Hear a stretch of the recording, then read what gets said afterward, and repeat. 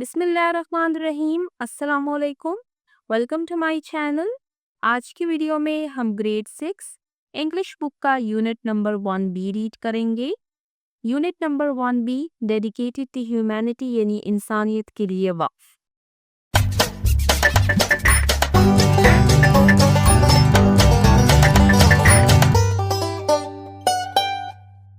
इस यूनिट में हम कुछ ऐसी पर्सनालिटीज़ के बारे में रीड करेंगे जिन्होंने अपनी पूरी ज़िंदगी इंसानियत की खिदमत के लिए वक्फ कर दी थी।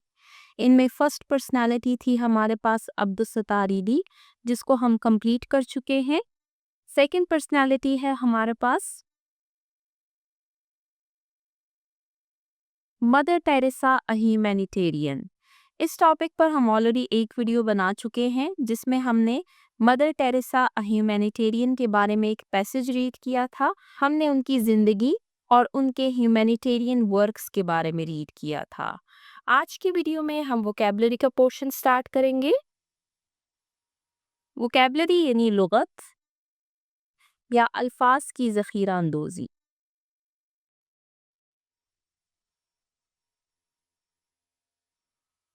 टॉपिक है हमारे पास यूज़ ऑफ डिक्शनरी, डिक्शनरी का इस्तेमाल। इस टॉपिक में हम डिक्शनरी के बारे में यानी रीड करेंगे कि डिक्शनरी क्या होती है और उसके इस्तेमाल के बारे में रीड करेंगे। रिमेंबर, याद रखिए या क्या आपको याद है, क्योंकि हम इस बुक में ऑलरेडी डिक्शनरी के बारे में रीड कर चुके हैं।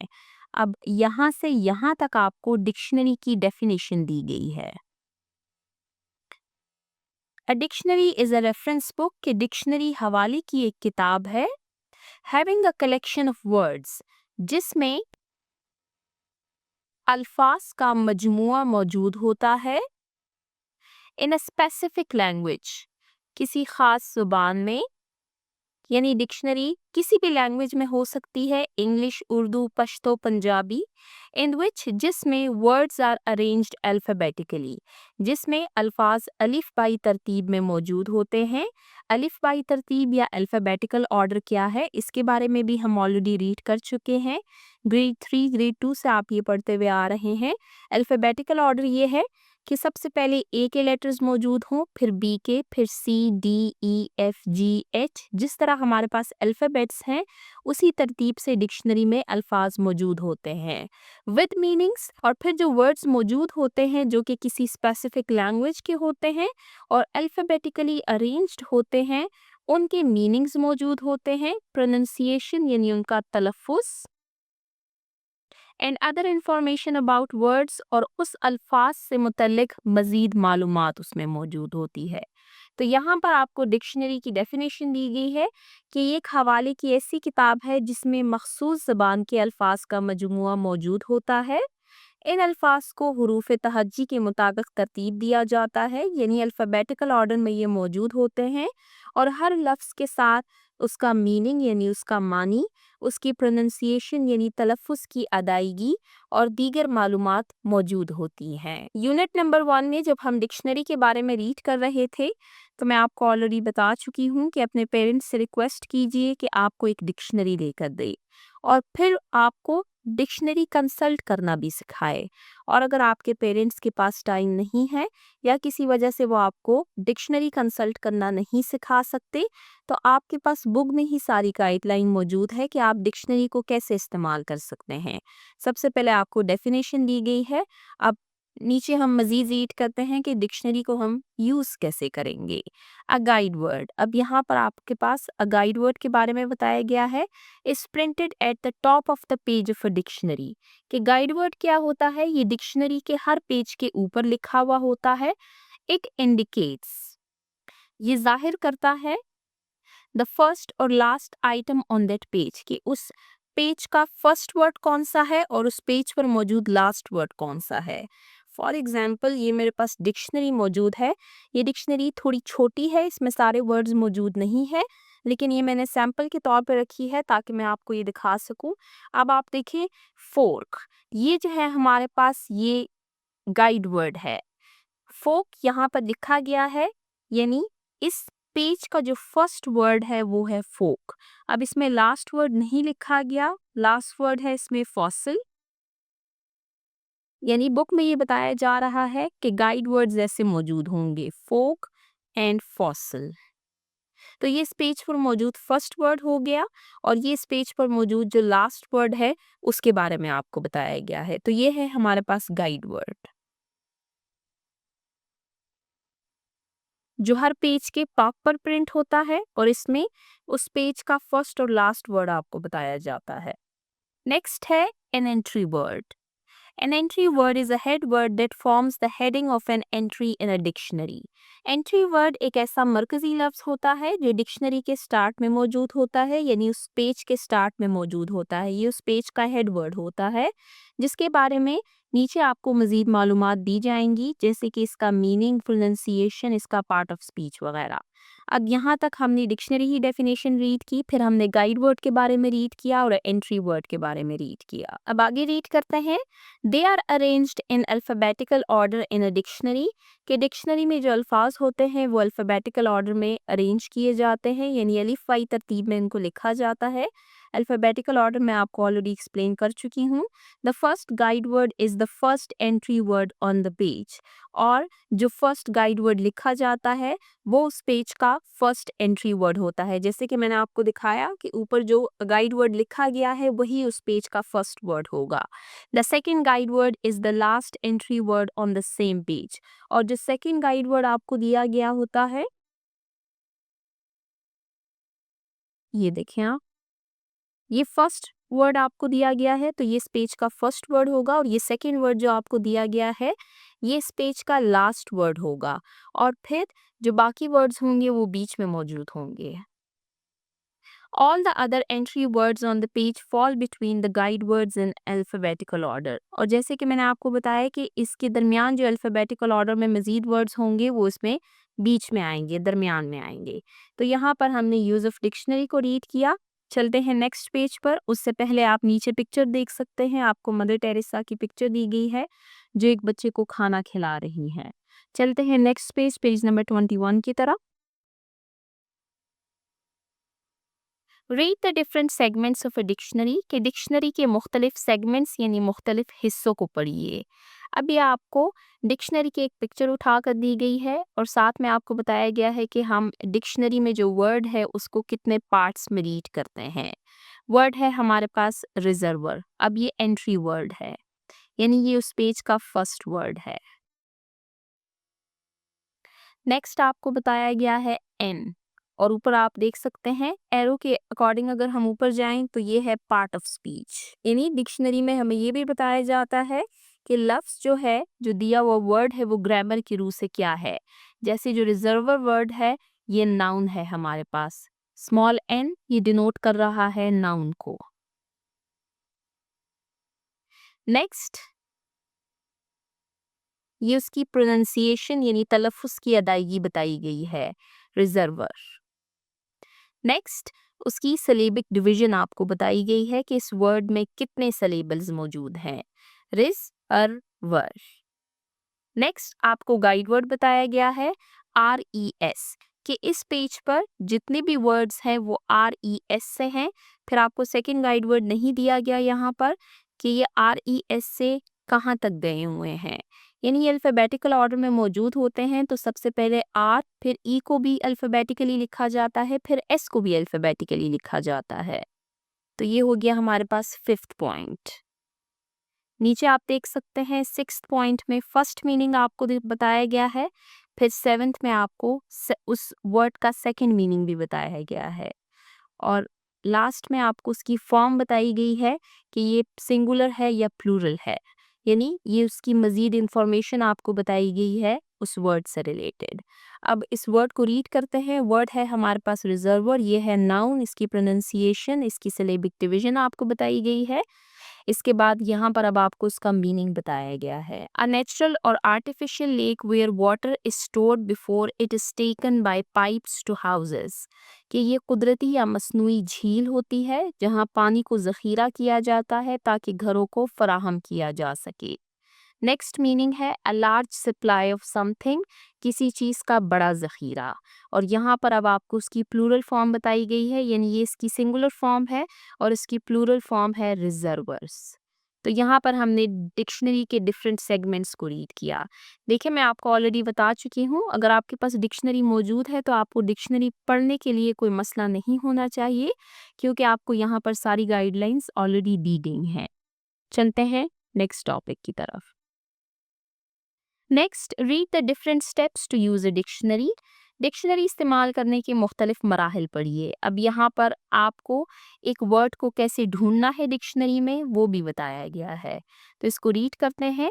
If you want to know the meaning of the word crew, कि अगर आप लफ्ज़ क्रू का मतलब जानना चाहते हैं, अब यहाँ पर हमारे पास वर्ड है क्रू। फर्स्ट स्टेप आपको बताया गया है, go to the C section in the dictionary. अब यहाँ पर मैं आपको गाइड करना चाहूँगी कि अगर आपके पास डिक्शनरी है तो आप वीडियो को स्टॉप कीजिए और जाकर अपनी डिक्शनरी लेकर आइए। तो आप अपनी डिक्शनरी में जाइए सी सेक्शन पर। आप देख सकते हैं ये है ए, फिर इसके बाद है बी और फिर इसके बाद है सी। तो मैं आ गई हूँ सी पर। स्टार्ट पे चलते हैं, यहाँ से सी स्टार्ट हो रहा है, आप देख सकते हैं। नेक्स्ट स्टेप क्या है, look for the second letter of the word. अब उस लफ्ज के सेकेंड लेटर यानी दूसरे हर्फ को देखिए। Go to the page with C R, और फिर उस पेज पर जाइए जहां पर सी आर के वर्ड्स मौजूद हों। जैसे कि मैं आपको ऑलरेडी बता चुकी हूँ कि फर्स्ट, सेकेंड, थर्ड, फोर्थ जितने भी लेटर्स हैं सबको अल्फ़ाबेटिकली लिखा जाएगा। तो हम जाएंगे सी आर की तरफ। ये है सी ए, ये है सी ई, ये है सी एच, सी आई, सी एल, सी ओ, सी ओ, सी ओ, सी ओ, सी ओ ही चल रहा है। ये है C are.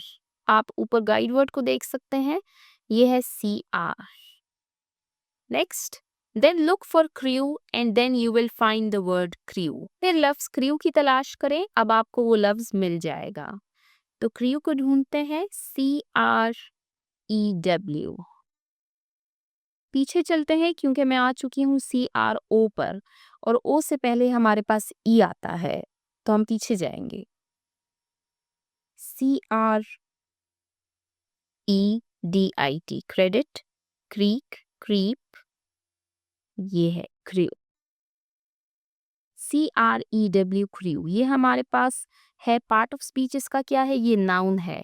A team of people who work together specially on a ship, के लोगों का एक ग्रुप जो कि इकट्ठे काम करता है, खास तौर पर शिप यानी किश्ती पर।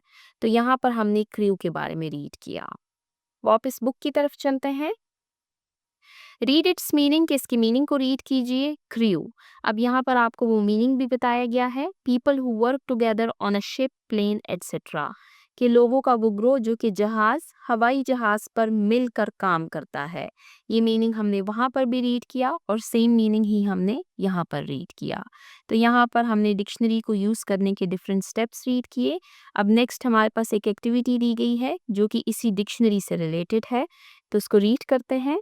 कंसल्ट यानी रुजू करें a dictionary and find the meanings of the following words, और दिए हुए अल्फाज के मानी तलाश कीजिए। ऑल्सो नोट देयर ट्रांसक्रिप्शन, और इनकी ट्रांसक्रिप्शन भी नोट कीजिए। अब ट्रांसक्रिप्शन क्या है, ये 8 पॉइंट्स जो हमने रीड किए हैं ये इसकी ट्रांसक्रिप्शन है, यानी ये जब हम कोई वर्ड डिक्शनरी में रीड करते हैं तो उसके बारे में उसकी एडिशनल इंफॉर्मेशन है।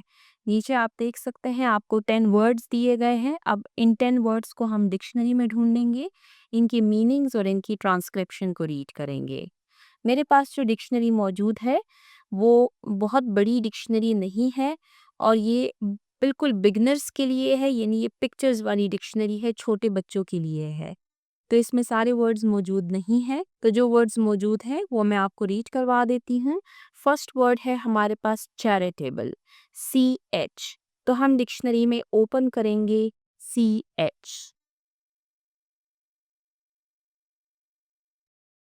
ये है सी एच। ये सी एच यू है, तो हम पीछे जाएंगे। ये है सी एच ए। हम ढूंढेंगे CHARI। अब इस बुक में चैरिटेबल का वर्ड तो मौजूद नहीं है, लेकिन वर्ड चैरिटी मौजूद है। तो वर्ड चैरिटी को रीड करते हैं। ये है सिंगुलर और ये है नाउन। मनी और other help that is given to people in need, कि ऐसा पैसा या मदद जो ज़रूरतमंदों को दी जाए। सेकंड मीनिंग है एन ऑर्गेनाइजेशन, एक तंजीम which raises money to help people in need, कि ऐसी तंजीम जो ज़रूरतमंदों की मदद के लिए फंड्स इकट्ठे करती है। अब चैरिटेबल क्या है? ऐसे चैरिटी के काम करने को चैरिटेबल कहा जाता है। तो ये हमने रीड किया फर्स्ट मीनिंग। नेक्स्ट है हमारे पास पावर्टी, तो हम जाएंगे PO की तरफ।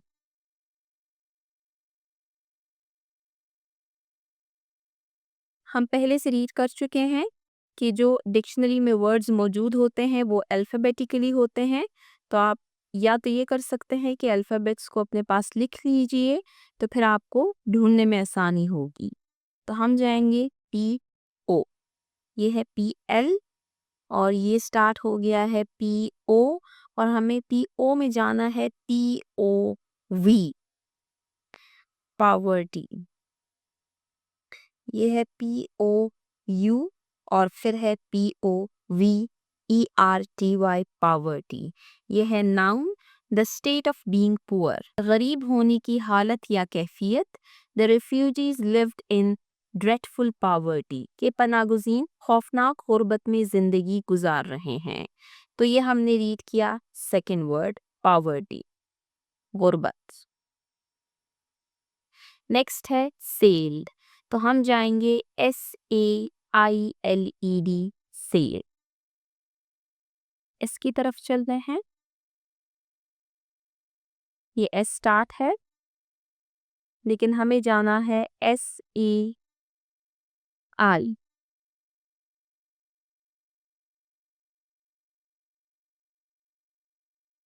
ये आप देख सकते हैं वर्ड है SAIL, sail. Sail, sailing, sailed. A large sheet of strong cloth, such as canvas that make a boat or ship move when it catches the wind. एक मजबूत कपड़े जैसे कैनवास से बनी हुई बड़ी चादर जो किश्ती को हवा के जरिए चलने में मदद देती है। अब यहाँ पर आपको बताया गया है कि आप नीचे पिक्चर की तरफ देखिए। To travel in a boat और शिप, कि किसी किश्ती में सफ़र करना। सेलिंग इसका नाउन है। तो ये हमने रीड किया सेल्ड के बारे में। नेक्स्ट है हमारे पास मिशनरीज। अब मिशनरीज का जो वर्ड है ये इस डिक्शनरी में मौजूद नहीं है, तो इसका मीनिंग है मुबल्लिग या पादरी। आप इसको किसी दूसरी डिक्शनरी में ढूंढ सकते हैं। नेक्स्ट है ह्यूमैनिटी, तो हम जाएंगे HU की तरफ। F, ये है जी H। हम जाएंगे HU, ये है ह्यूमन, ह्यूमन, और यहाँ पे है जी ह्यूमैनिटी। ऑल ह्यूमन बींग्स, तमाम इंसान। काइंडनेस एंड सिंपैथी, रहम दिली और हमदर्दी। ह्यूमैनिटी मतलब इंसानियत।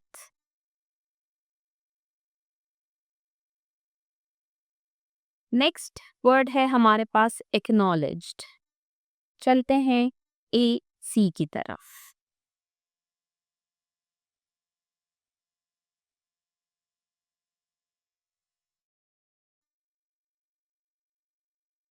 ACK, ये है जी वर्ड हमारे पास एक्नॉलेज। एक्नॉलेजिंग और acknowledged, to admit to something, किसी बात को तस्लीम करना। आई एक्नॉलेज्ड माई मिस्टेक, मैंने अपनी गलती तस्लीम की। To show that you have seen and recognise somebody, कि किसी को पहचानने या देखने का इशारा देना। Toby walked past without acknowledging me, कि टॉबी मेरे पास से गुजरा लेकिन मुझे उसने पहचाना नहीं। To let the sender know that you have received a letter और पार्सल, किसी खत या पार्सल के मिलने की इत्ला देना। एक्नॉलेजमेंट, तो यहाँ पर हमने एक्नॉलेज के 3 मीनिंग्स रीड किए और इसको हमने एज अ वर्ब रीड किया। नीचे एक्नॉलेजमेंट जो है तो ये नाउन है हमारे पास। नेक्स्ट है हमारे पास वर्ड स्वेट।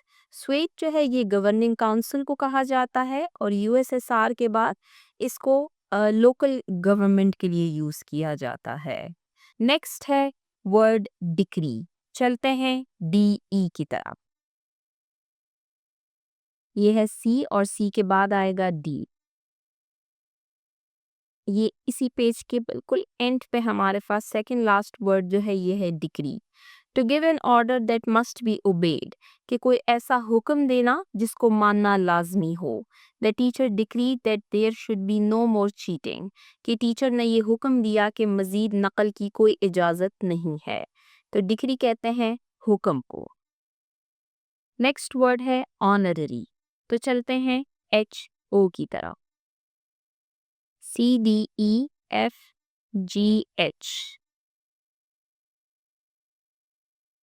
ये है जी HO। अब इसमें ऑनररी वर्ड तो मौजूद नहीं है लेकिन ऑनर वर्ड मौजूद है, तो हम ऑनर वर्ड को रीड करते हैं। Someone's honor is their good reputation and the respect that other people have for them, कि किसी की ऑनर यानी किसी की इज्जत क्या है, वो रेपुटेशन जो कि दूसरे की नज़र में उसके लिए है, एंड द रिस्पेक्ट और वो इज्जत जो कि दूसरे लोग उसकी करते हैं। तो ऑनररी क्या है? एजाजी। और लास्ट है कंपैशन। तो चलते हैं CO की तरह।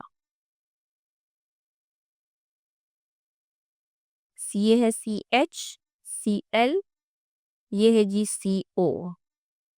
हमें जाना है COM, तो ये है जी COM। अब हम ढूंढेंगे कंपैशन। COMPA। नेक्स्ट पेज पर चलते हैं। ये है जी compassion. The feeling of sympathy for people who are suffering, कि ऐसे लोगों के लिए दिल में हमदर्दी मौजूद होना जो कि मुसीबत में मुब्तला हो। तो इसको कहा जाता है कंपैशन यानी हमदर्दी। तो यहाँ पर हमारा ये क्वेश्चन एंड होता है जिसमें हमने दिए हुए वर्ड्स के मीनिंग्स को डिक्शनरी में तलाश किया।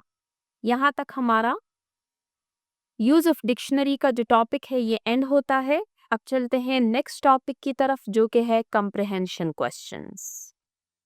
कंप्रहेंशन क्वेश्चंस यानी तफहीमी सवालात। कंप्रहेंशन क्वेश्चंस या तफहीमी सवालात क्या होते हैं कि हमारे पास कोई टेक्स्ट या पैसेज मौजूद हो, उसको हम रीड करें और उसके बाद उसमें से हमसे कुछ क्वेश्चंस पूछे जाएं। फॉर एग्जांपल लास्ट वीडियो में हमने मदर टेरेसा के बारे में एक पैसेज रीड किया। अब उसमें हमसे कुछ क्वेश्चंस पूछे गए हैं ये देखने के लिए कि हमें ये पैसेज या टेक्स्ट कितना समझ आया है। Complete the fact file about mother Teresa, कि मदर टेरेसा के बारे में इन हकाइक को कंप्लीट कीजिए। नीचे आपसे मदर टेरेसा के बारे में कुछ क्वेश्चंस पूछे गए हैं। सबसे फर्स्ट क्वेश्चन आपसे पूछा गया है रियल नेम यानी असली नाम। तो मदर टेरेसा का रियल नेम क्या था? ये इन क्वेश्चंस के आंसर सारे टेक्स्ट में ही मौजूद होंगे। ये है उनका रियल नेम, एंजेस गोंजाई बोयाजियो। इसको यहाँ पर मेंशन करते हैं।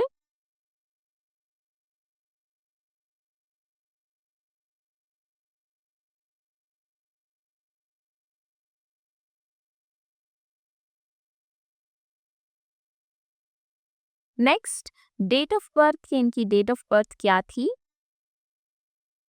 ये है जी अगस्त 26, 1910।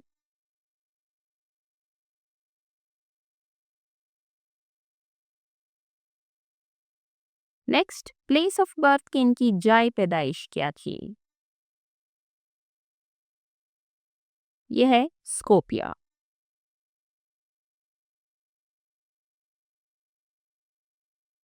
नेक्स्ट है the year she dedicated her life to helping the sick and the poor, कि वो साल जिसमें उन्होंने ये इरादा किया कि वो अपनी ज़िंदगी बीमार और गरीबों की खिदमत के लिए वक्फ कर देंगी।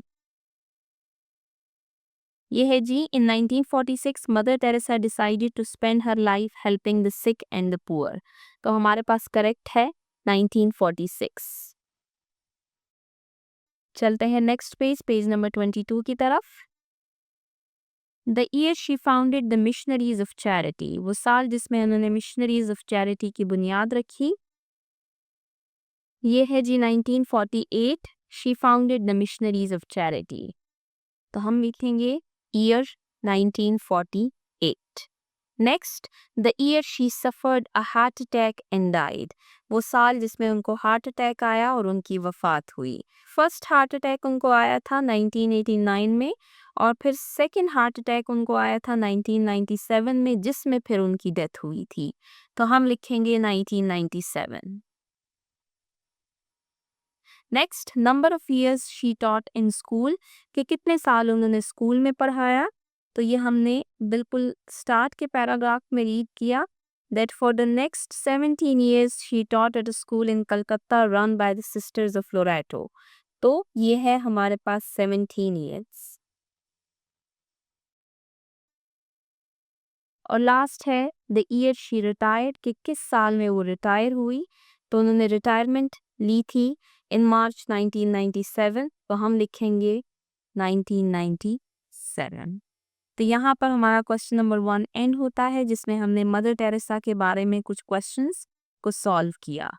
अब चलते हैं नेक्स्ट क्वेश्चन, क्वेश्चन नंबर 2 की तरफ। नेक्स्ट कॉम्प्रिहेंशन क्वेश्चन है हमारे पास, question number 2, write true if the statement is correct, कि ट्रू लिखिए अगर दिया हुआ जुमला सही है, and false if it is incorrect, और फॉल्स लिखिए अगर ये गलत है।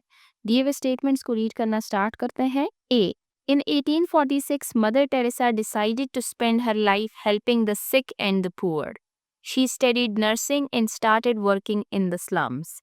कि 1846 में मदर टेरेसा ने फैसला किया कि वो अपनी ज़िंदगी बीमारों और गरीबों की खिदमत के लिए वक्फ कर लेंगी।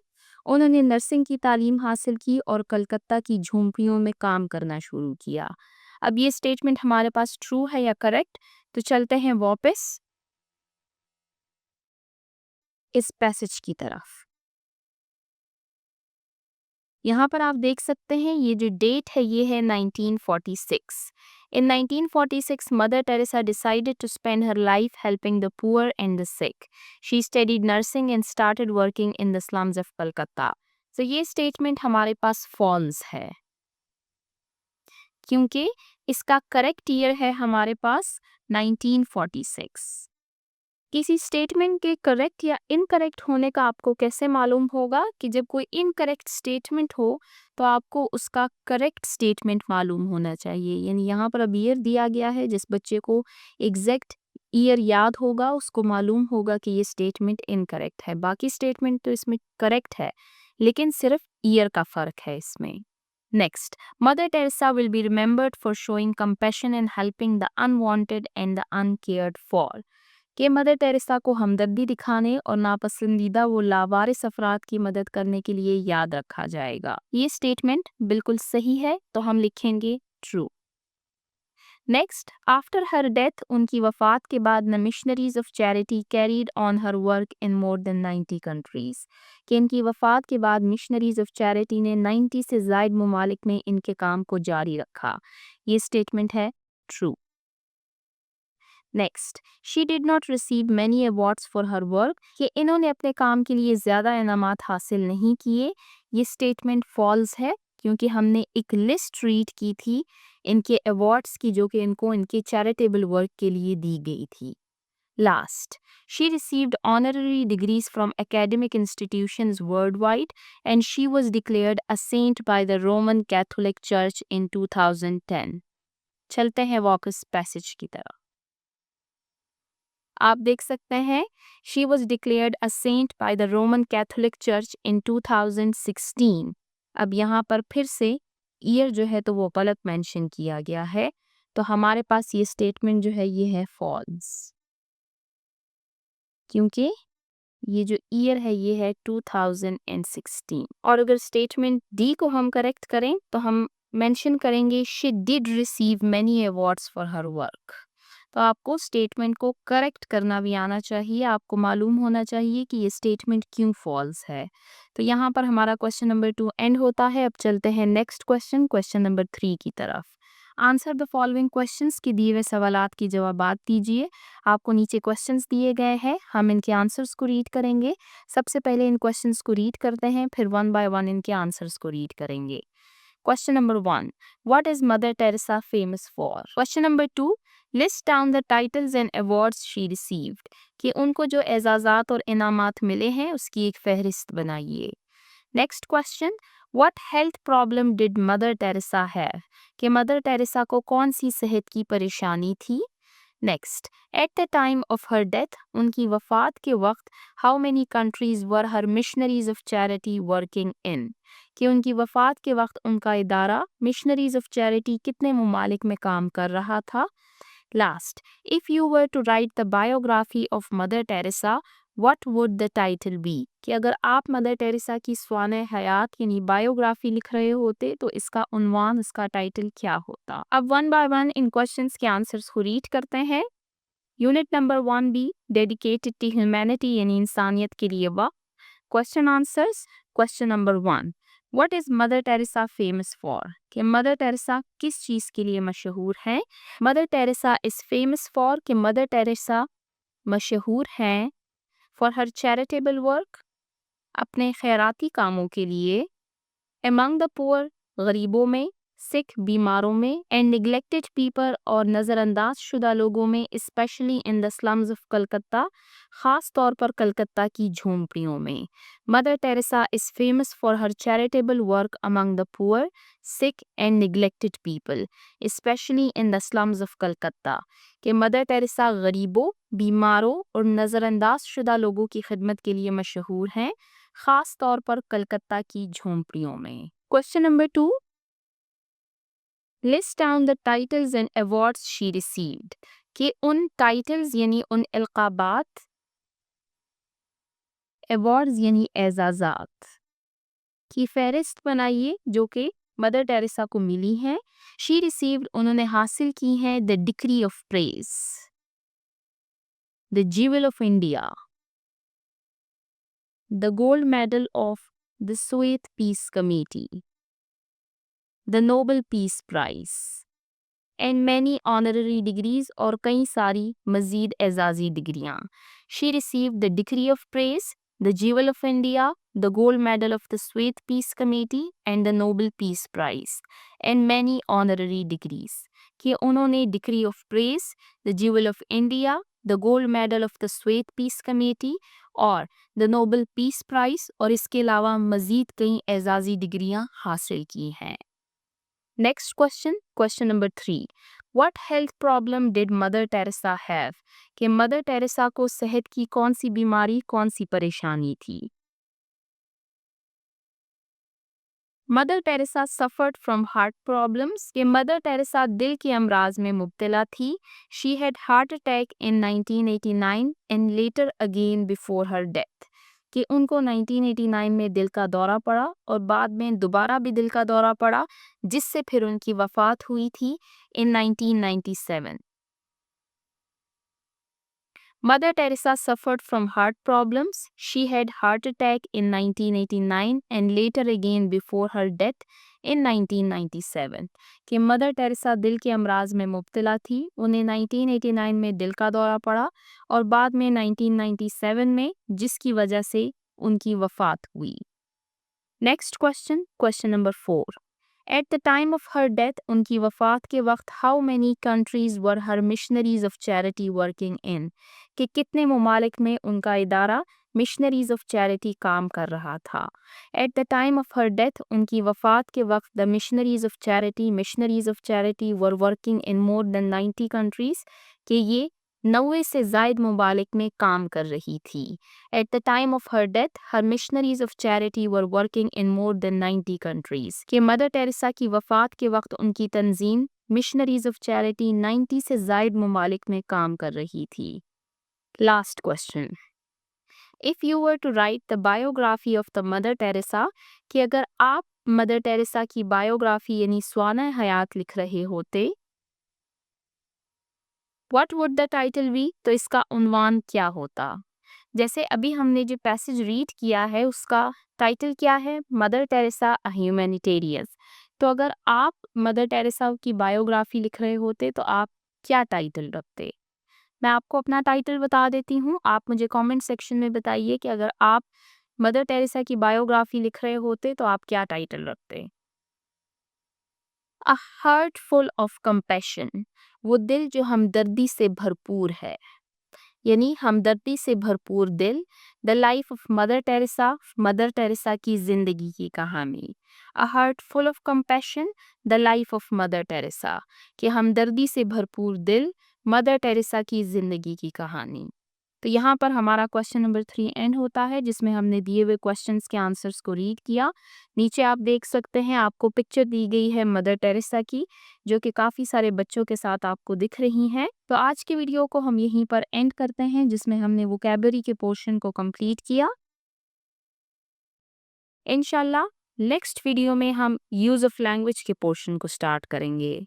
जिन्होंने अभी तक मेरे चैनल को सब्सक्राइब नहीं किया, काइंडली मेरे चैनल को सब्सक्राइब कीजिए ताकि हर आने वाली वीडियो आपको टाइम भी मिल सके। Thank you.